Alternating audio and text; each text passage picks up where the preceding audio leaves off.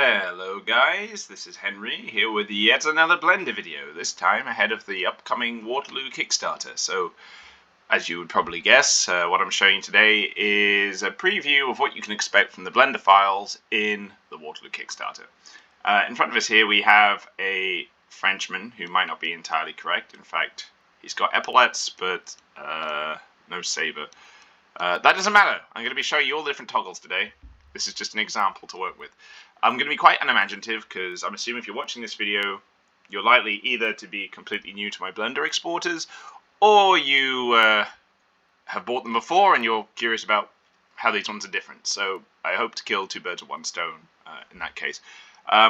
Let's talk to the previous customers first very quickly, just to tell you what's different. All those buttons shouldn't be there either. Just tell you what's different. These files are better optimized and much better organized than the initial Napoleonic files. If you look on the right here in the overview, I'll just scroll down and show you how everything's organized. Collapse this folder. We've got heads in their own folders, trousers, then the following folder with the different poses for the trousers. Our pose sets, line, action, artillery, command, cavalry, horses. And these are all shared folders. So in Europe Asunder 1, I had each nationality had their own poses with unnecessary duplication and a bad file footprint.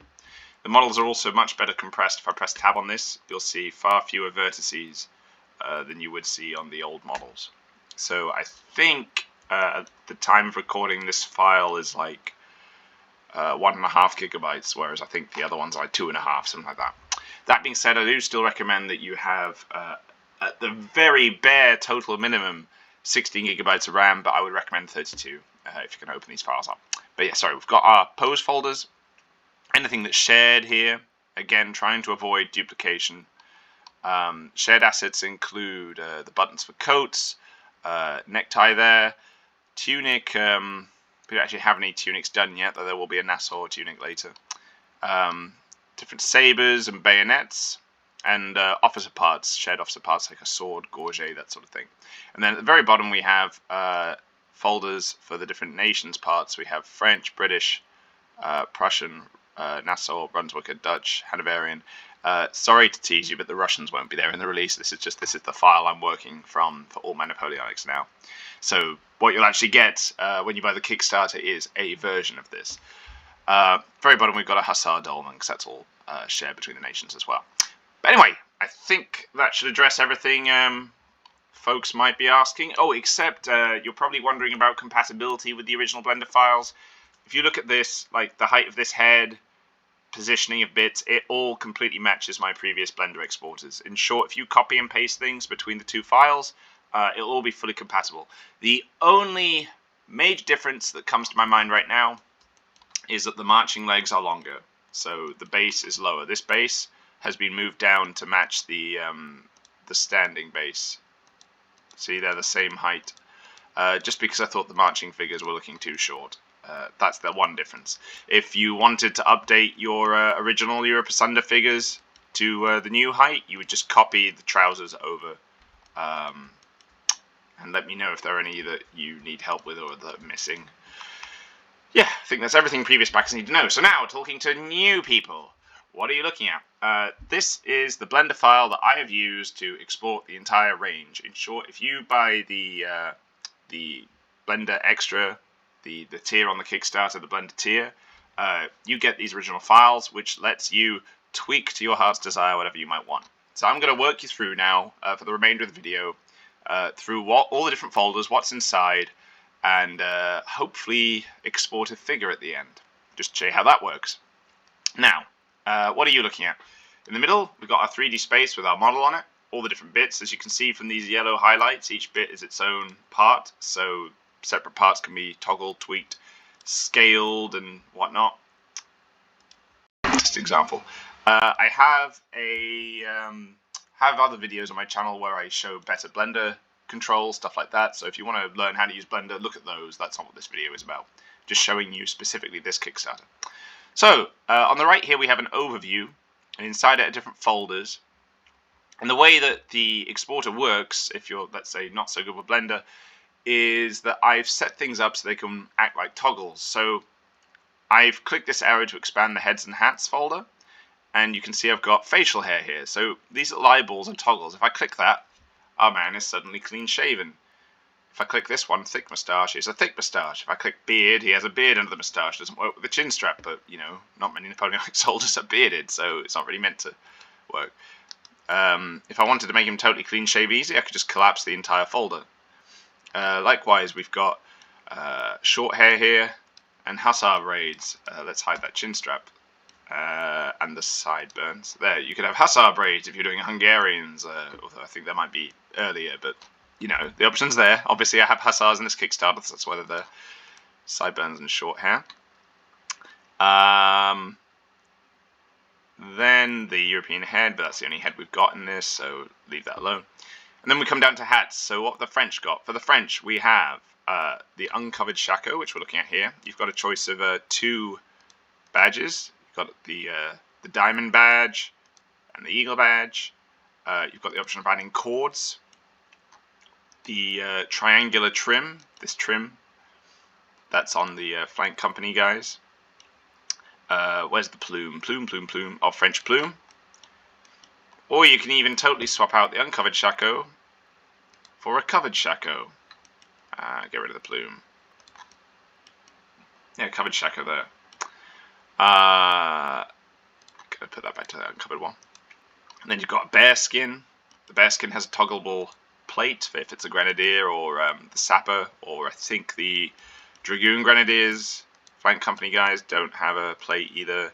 This has also got cords that can be toggled on and off.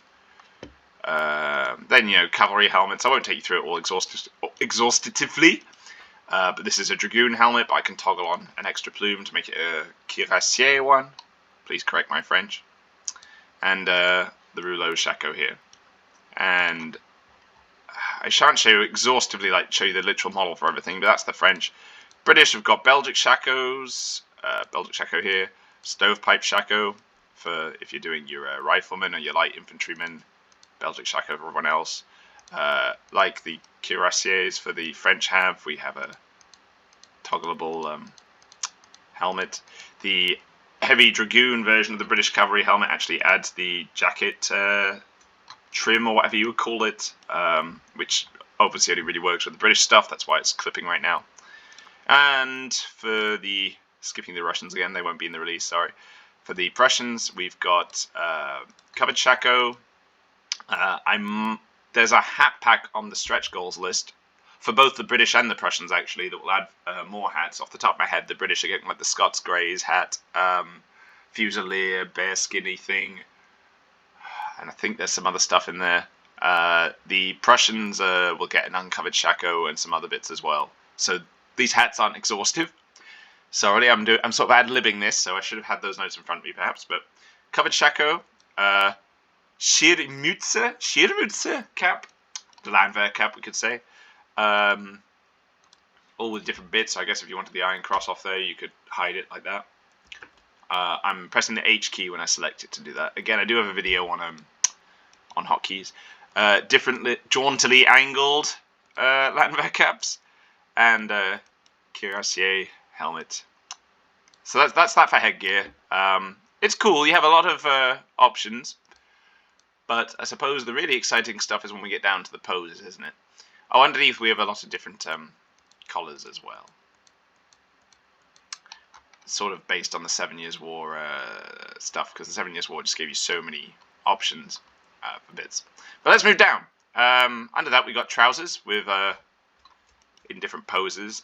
At the moment, though, I think I might update this. Oh no, they're there. The flared overalls are there. Okay, so this is pretty much a final list, I think, but we've got our different trouser types. So gaiters under overalls are the most common.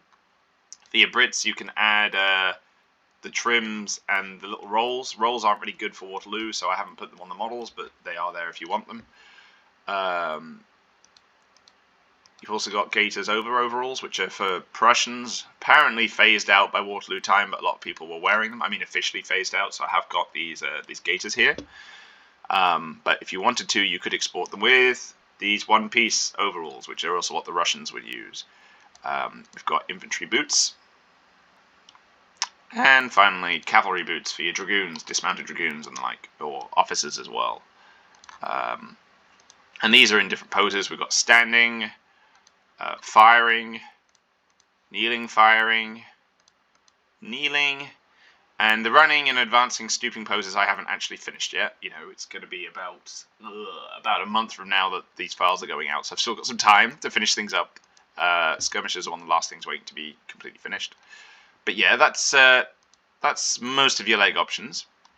Going down further, we got our different pose sets. So, gonna quickly blitz through these, as I'm aware I've taken more than 10 minutes of your time so far. But the figure we have in front of us right now is Musket Pose 1. New thing with this Kickstarter is that we've got a whole bunch of different marching poses copied from the 7 Years' War project. Oh, and a new musket that you might have noticed, which looks a bit better than the blocky old toy-like one. So this is Musket Pose 1. It's the vanilla pose you're probably familiar with. Musket Pose 2. This is a Lityovka.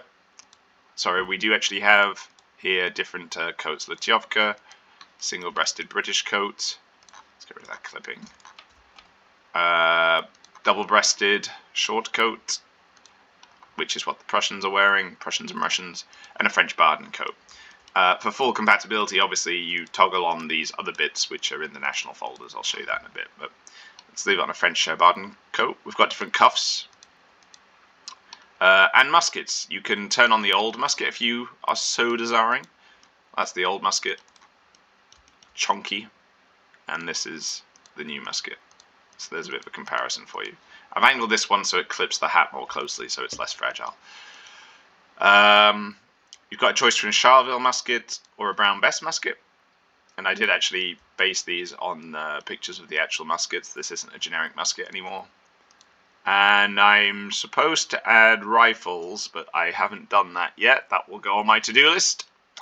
But yes, Musket Pose 1, 2, 3, and 4. And I have a stretch goal to add in some more characterful marching poses, like figures that are waving, drinking from their canteens, one stealing a pig maybe, something like that. So there's scope for more marching poses in the future. If they don't get funded, they'll go on the Patreon, because I want more varied and alive units. We've got drummers. This one's a bit messed up because you got choices between different arms. If you want the plain arms like this, whereas I think the French one has textured arms. And these bits on the top, sorry, that's the epaulets, let's get rid of that. And the wings, where are the wings? Swallows' nests. Yeah, swallows' nests are there to go with the textured arms. Things like the cartridge box and the bayonet are toggled off elsewhere. But yeah, we got drummer, fifer, NCO.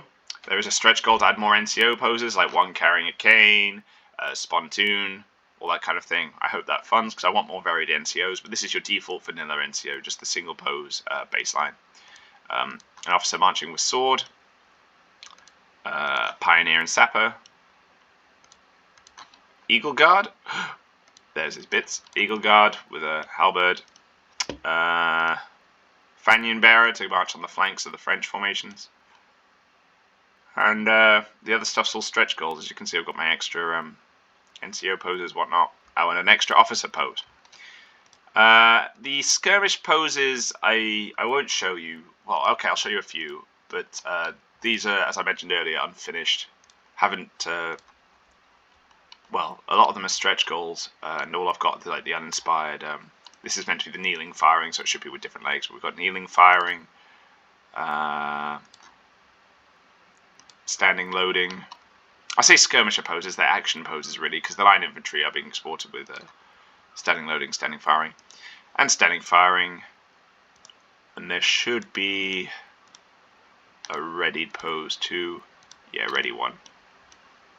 There's a stretch goal to add the running and advancing poses, and a separate stretch goal to add the square poses. So that will be a second ready pose and kneeling ready, I believe, as well, a kneeling ready pose.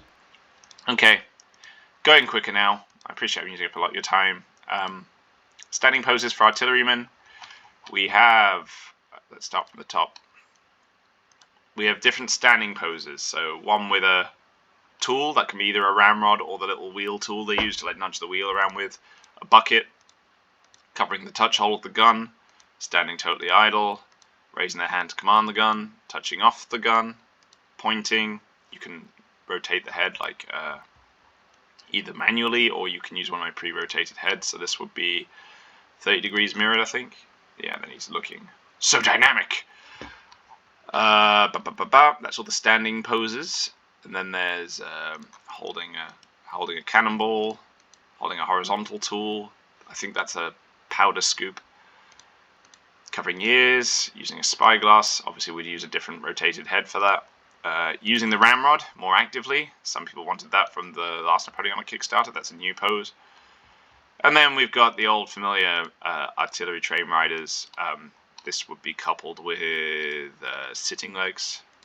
So we go sitting. That's supposed to be like sitting on a wagon holding reins. Holding the reins. Sitting just cross-legged. Cross-armed, sorry. And I haven't finished that one. I will do that.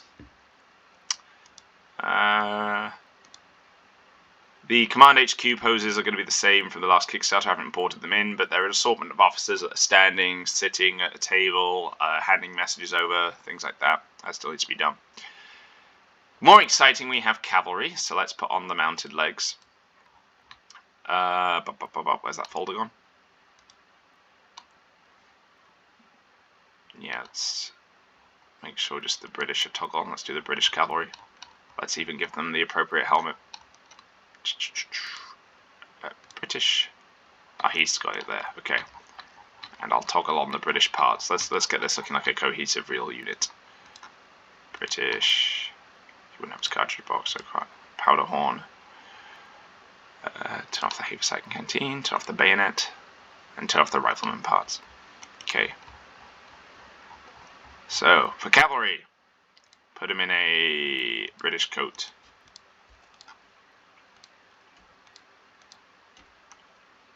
Here's a British cavalryman.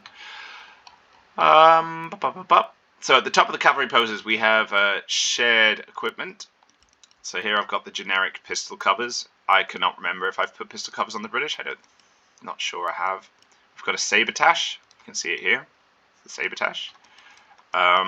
Swap out this French musketoon for a Paget carbine. And British. We've got the heavy dragoon parts turned on. So I guess this character should be appropriate for being a heavy dragoon, though does he have a crossbelt that he shouldn't have there? I think that's right. And these buttons in the middle are from the shared parts. Let's turn that off. Yeah, turn off the coat buttons there. Okay, I believe that is correct now.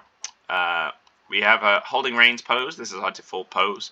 If he's British, he will want different cuffs. So under the cuffs section for holding reins here, we can turn that off and put on cavalry gauntlets. The left hand's a separate folder. Left hand is down the bottom. Left arm holding reins. Turn off cuff. Turn on the cavalry gauntlets. Okay. On his shoulder boards. That's down here. British shoulder boards. Turn that off. Yeah, there we go. Now he's correct. Holding reins is like our default vanilla pose, but we can go down to the horses to put one of them there. So expand the horses, and the horses I'm quite keen to show off to you because that's where I've got a lot of new stuff.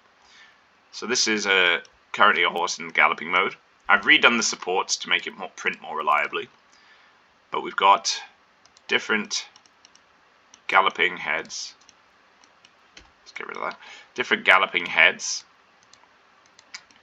All looking in different orientations to add a bit of variety, and these can be mixed and matched with different galloping bodies. So you can have lots of variety among your horses. And I've done the same for the trotting. Standing and trotting, but we've got standing there, let's put it on trotting one.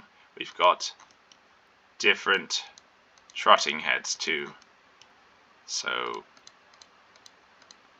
bit more variety. These are less exaggerated poses. And there are lots of new cavalry poses too. So this is holding reins. We can sword held forward is an old familiar one. Putting them all in the British mode. So there we go. Sword held forward 1. There's a new. This is new for this Kickstarter. Sword held forward 2. I recommend using this one with a rotated head. Again, British coat, British gauntlet. Yeah, that's sword held forward too. Sword held upright, that's a returning pose, pretty much in all my Kickstarters. Sword held upright. And then sword raised, this is a new one.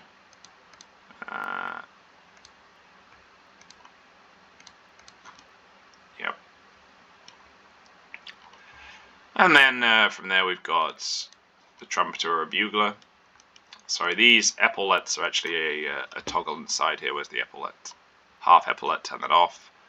Prussian wings, turn it off. It's for the Prussian cavalry. Musician wings. We would turn off these. I'm not sure where I've kept those. these cavalry shoulder boards. Oh, they're here. Shallow epaulets. There we go. We can turn those off. And I guess the British have plain arms. In the final product, by the way, you will not have these separate arms that you can see me toggling off. That's just left over from me making the file. I don't like to delete bits until the very end, in case I make a mistake and have to go back and fix things. So your exporter will look like this. Oh, we've also got an aiguillette there, I see. Aiguillette we can turn off. Lots and lots and lots of options. And you can toggle between a bugle or a trumpet. So you've got different options for it. Okay.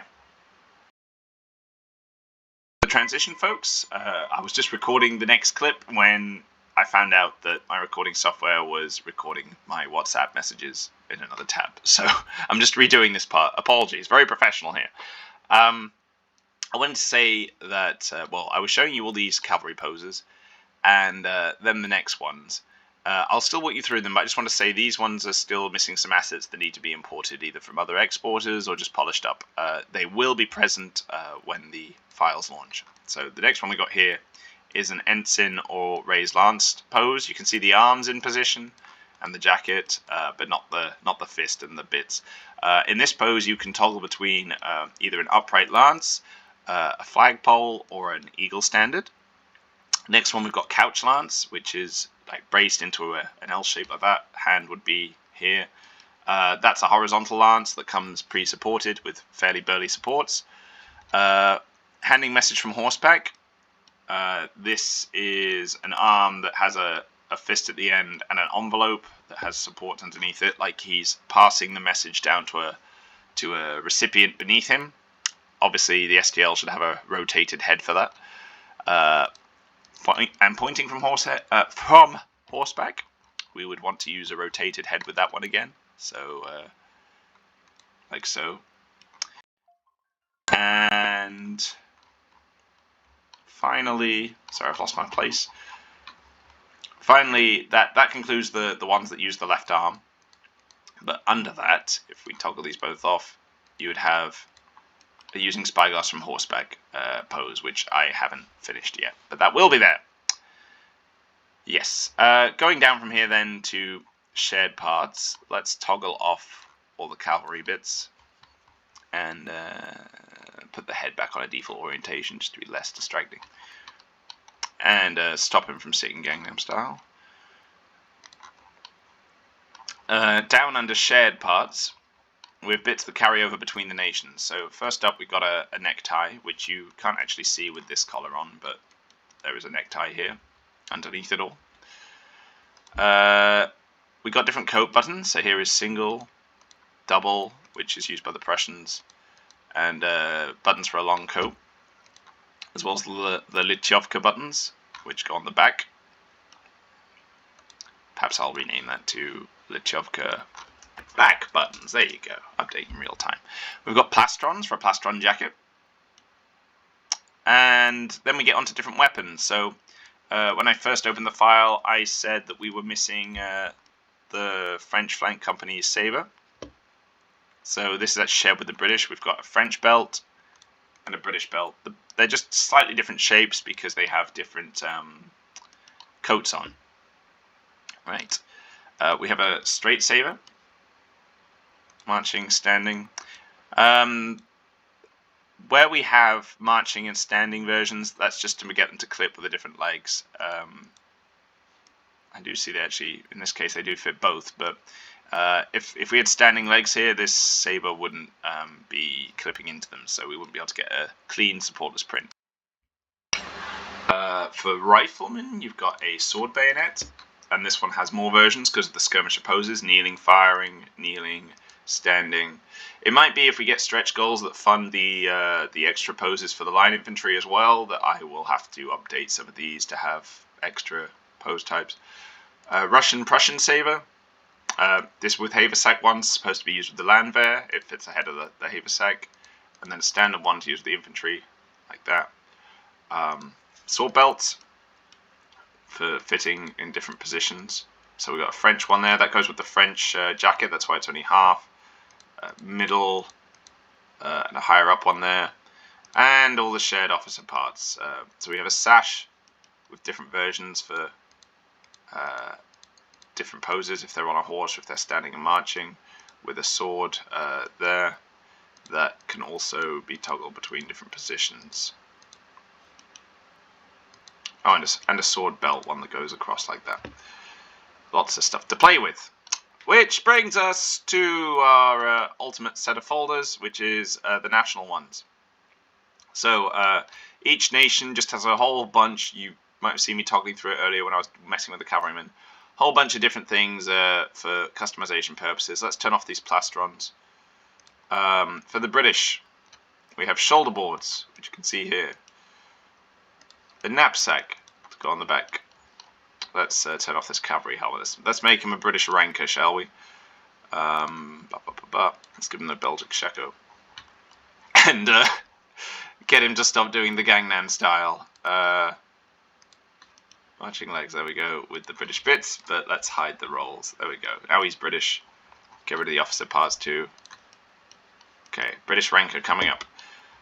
He would have the buttons, the single buttons, there we go, from the shared assets. Oh, and if I'm being really strict, let's change the collar to the wide tall collar. That's the British collar. And the Prussians and the Russians, pretty much. I think the French are the only ones that aren't wearing this collar in this Kickstarter. So we have a knapsack, cartridge box.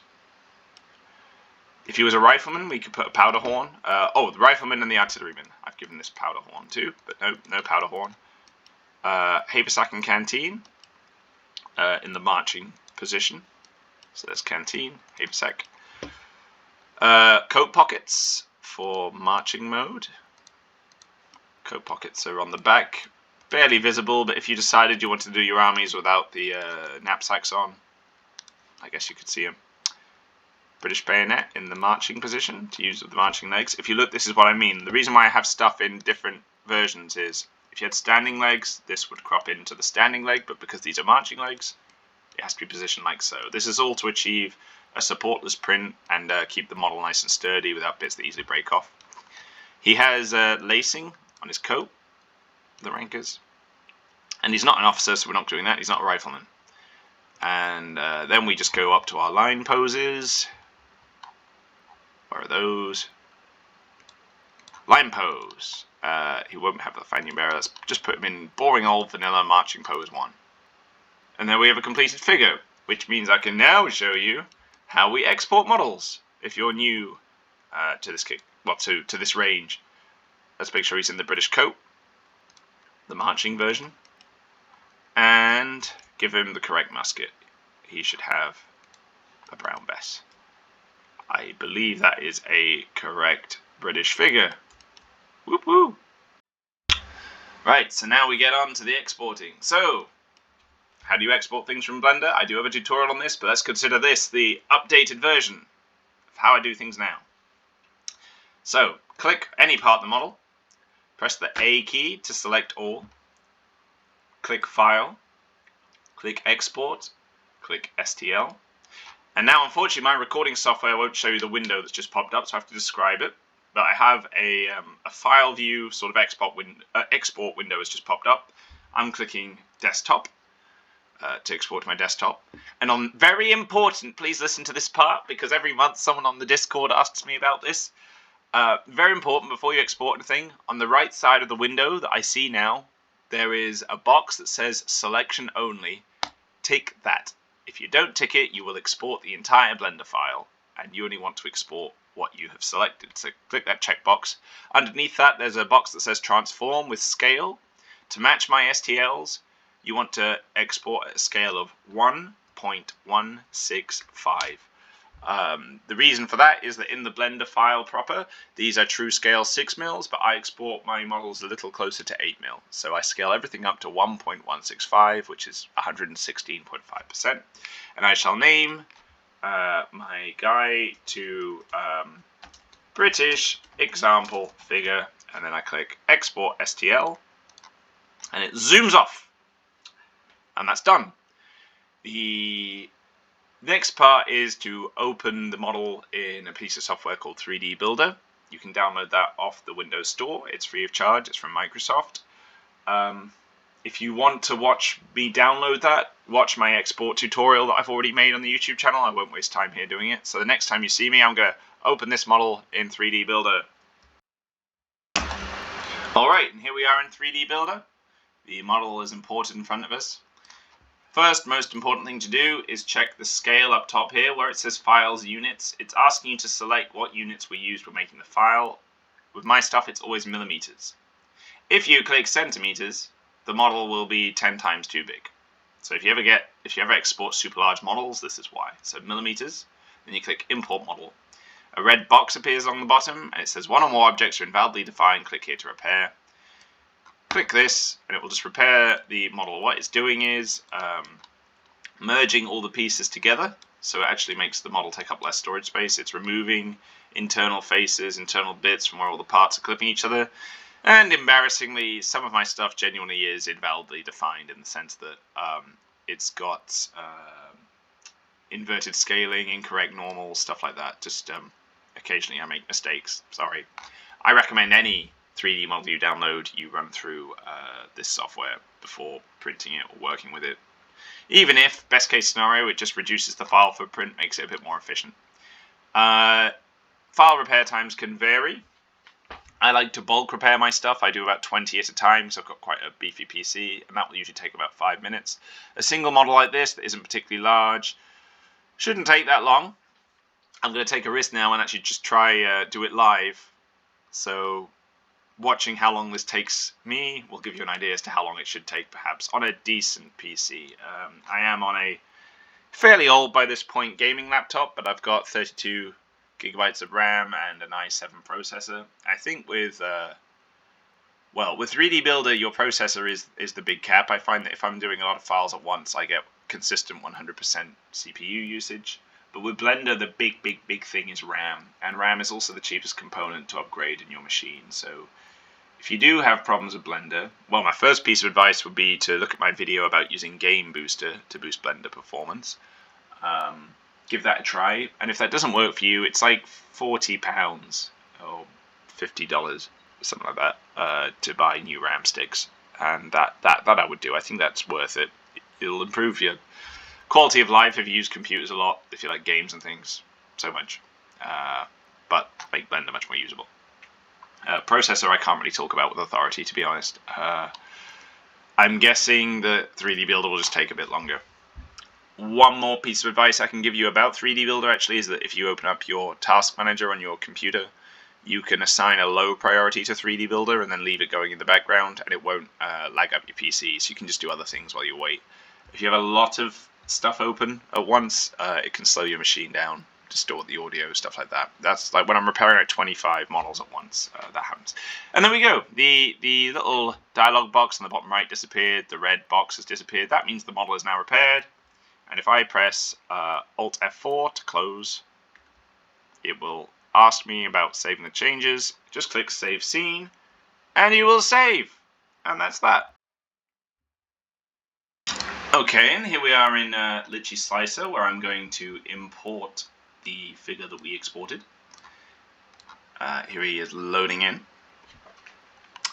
And there we see him in front of us. Our exported British infantryman, who I notice I have exported with 2 sets of buttons. Whoopsie doodle. Always check your models before you export, kids. Sorry about that. But yes, looking at him here, he is otherwise correct as far as I can see. All my figures are intended to print without any pre-supporting work from you. Most of the time they are support the sculpts, as you can see here. There are no parts that are not connected to the model with flat lines and whatnot, so you can just stick this straight on your build plate and he'll go. Some of the models, the more complicated poses and whatnot, do have supports that are built into my STLs, but in Blender the supports themselves are separate objects that you can toggle on and off, so don't fret there. This figure is 14.63 millimeters in height, that's to the top of the bayonet. But eyeline to base is about 7 millimeters, I believe. As I said, you're exporting these at 116.5%, so they are somewhat taller than true 6mm scale. If you wanted to rescale this figure, I would recommend doing it in Blender because you can scale the objects from one another separately. The big thing with these Napoleonics is the heads versus the bodies. So I'm going to do some non-uniform rescaling to show you here. I've got scaling on the right with uniform scaling turned off. If I wanted to do 15mm, well, I've told you that he's 7mm from eyes to base, so we might put him at 200%. There he is, tall fella. And for his X and Y, let's do 165, 165. So that's 15mm. I think 15mm is the extreme limit of what the STLs, like the sculpts, without any scaling done in Blender, can go to. As you can see, it makes the shakos look a little too tall. So, I don't know, you'd have to see if you can deal with that yourself, whether you mind that. The butt of the musket also looks a little short. I would recommend, I suppose, for 15mm, if you want to get it really right, that you do that in Blender. You could, for example, merge the head into a single object and scale it separately from the rest of the body. Maybe save as your file. Let's say I want to make a British infantryman. I could open the Blender file, save as, rescale British infantryman, delete all the bits I don't want, merge the head, and just scale it. Literally press S and drag my mouse in and out, scale it to what looks right, and export the body as a separate piece. I think 10mm, however, is possible. 10mm, if he's 7, we need 3. Let's do 135 with 120 and 120. Yeah, I think that looks fine. I think 10mm works. Likewise, there are pictures on the Kickstarter page of the models rescaled to Warlord scale, and while they do not match Warlord sculpts by any means, Warlord sculpts are quite realistic. These are quite chibi. It at least works. But yeah, I guess that's everything. In the video, I've shown you all the stuff that's inside the Blender exporter, the work in progress Blender exporter. Anything that was missing will be added before the launch. Don't worry about that. Well, before the files get to you. And I've walked you through the toggles and the export process for making a figure, and just now we've done rescaling. If you've watched all of this, I just want to thank you so much for lending me your time and your ear. If you do decide that you'd like to support the Kickstarter, that would also be greatly appreciated. It launches on Friday, the 4th of August, 2023, which is tomorrow. I'm recording this on the Thursday before. And yeah, your support would be certainly most appreciated. I hope that some, if not all, of the content is of interest to you, and if you do go for this and you do print these figures, that they serve you well and they're a joy to paint up. I would appreciate your feedback and any photos or experiences you care to share. If you'd like to, please do join my Discord. That's in the YouTube description, as well as the Facebook group. And yeah, make sure to follow the Kickstarter so you get notified when it launches. Have a lovely rest of your week, everyone, and happy wargaming.